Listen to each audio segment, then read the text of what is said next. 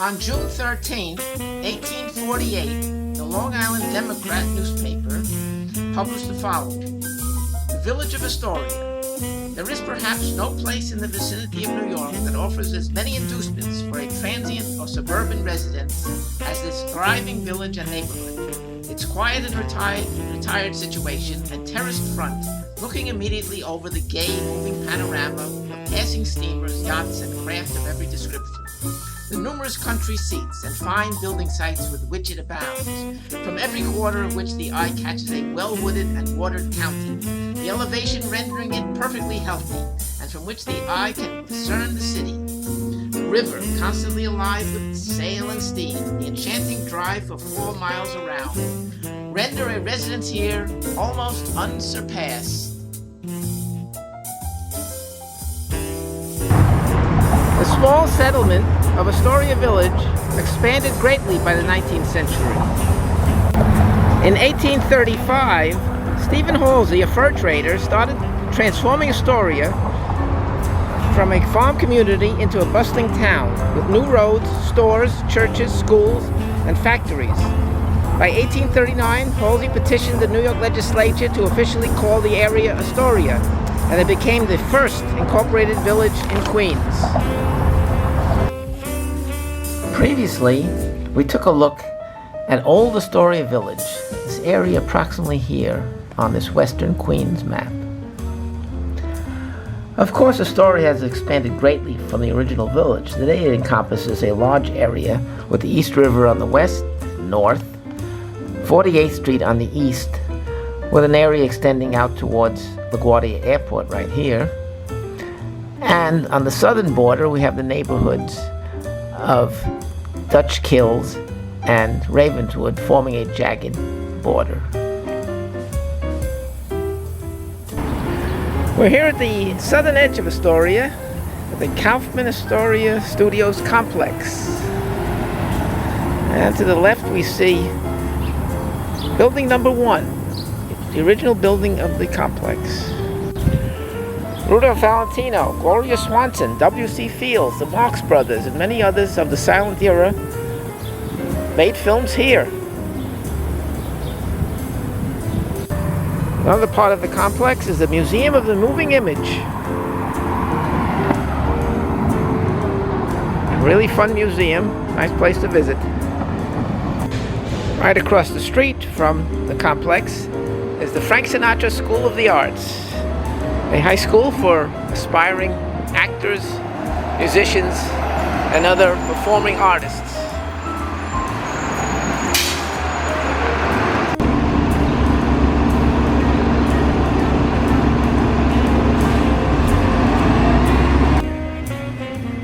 Well, we're here on 33rd Street, between Broadway and 34th Avenue, and we see this house, which strangely is not parallel to the street. Well, it's because under that siding, there's an 1860s house. And the road at that time was called Ridge Road, and it ran in front of the house, not at the angle of the present 33rd Street. So Ridge Road is gone, but the house remains. Well, here on Crescent Street, we see the Episcopal Church of the Redeemer and Chapel. And this building is from around 1868.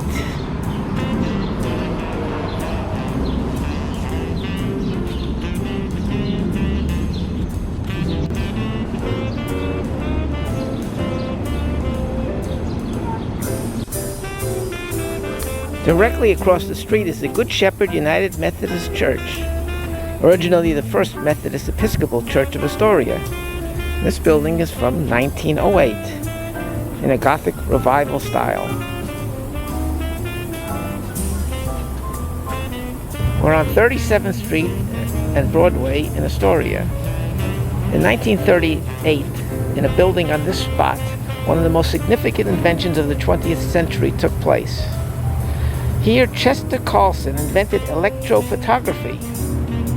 Today, we Xerox or photocopy billions of documents. And the first word electrophotographed was Astoria. On 30th Avenue, we see the old 74th precinct of the New York Police Department. The building is from approximately 1890. Now it's the headquarters of HANAC, the Hellenic American Neighborhood Action Committee, a Greek social services organization. First Catholic parish in Queens was established in Astoria around 1840. Here we see Our Lady of Mount Carmel on Newtown Avenue. The church is from around 1873.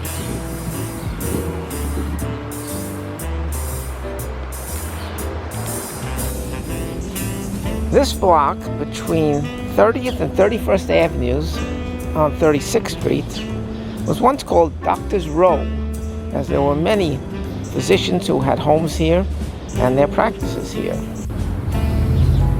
Well, there are not too many doctors left here, but this block is just another example of the fine housing stock of Astoria.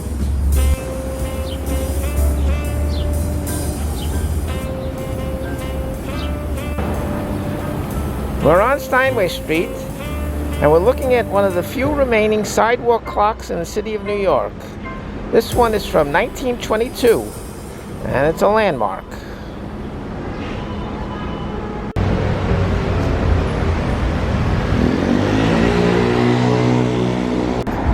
Now this is Steinway Street, the major shopping street in Astoria. The local Merchants Association advertises Steinway Street as the longest department store in the world. Well, here we are at Astoria Pool in Astoria Park. It's called the crown jewel of the New York City pool system. Opened in 1936 by Robert Moses, Commissioner of Parks. 11 pools were opened that summer. This is the largest pool and the nicest. Swimming trials for the 1936 and 1964 Olympic Games were held here. Those saucer-like structures are actually fountains shaped in the image of Olympic torches. The pool is Olympic size, 50 meters by 100 meters.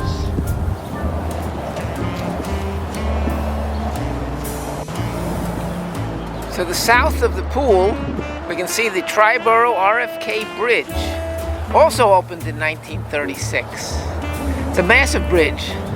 This and the Hoover Dam in Nevada were the great engineering projects of the 1930s. We see the suspension portion of the bridge going from Queens over to Ward's Island and continuing on northward. There are actually 3 bridges. This one, the suspension bridge, and a vertical lift bridge from Randall's Island over to Manhattan, and a truss bridge from Randall's Island to the Bronx. Above the trees we see the Hellgate Bridge, or the New York Connecting Railroad Bridge. It's the longest steel arch bridge in the world when it opened in 1917. The bridge has 4 railroad tracks. There is no provision for vehicular traffic.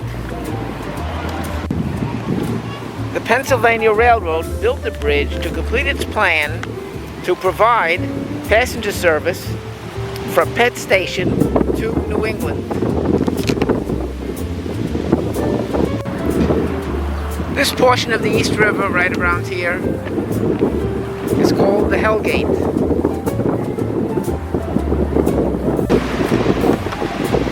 River, which originates in Upper New York Bay, connects to Long Island Sound to the north of us. And it's not really a river at all, but a strait, so subject to the tides. Being subject to the tides, this passageway was very difficult for the wooden sailing ships of the 19th century. Here at the Hellgate in the 19th century, it was extremely difficult to navigate these waters, and many ships are on the bottom here including a ship from 1780, a British naval vessel, was supposedly millions of dollars in gold, which has never been found. In the 1870s, the U.S. Army Corps of Engineers started blasting out the rocks to try to make the Hellgate more navigable. These waters are still difficult to navigate. If you're on a boat powered only by sail, you better check out the tides to see which way they're flowing. If you don't, you may not make it at all, you may have to turn back. And here at the Hellgate, in 1904, occurred the greatest disaster in New York City history up until 9/11. A steamboat named the General Slocum, carrying about 1,500 passengers on a pleasure outing, caught fire right around here.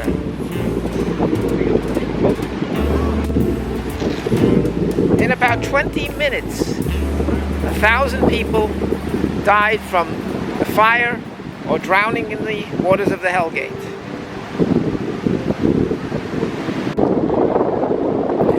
Another view of the Triborough Bridge looking towards Manhattan. Now we're in Astoria Park, situated on the East River. It's a 60-acre park, opened in 1913.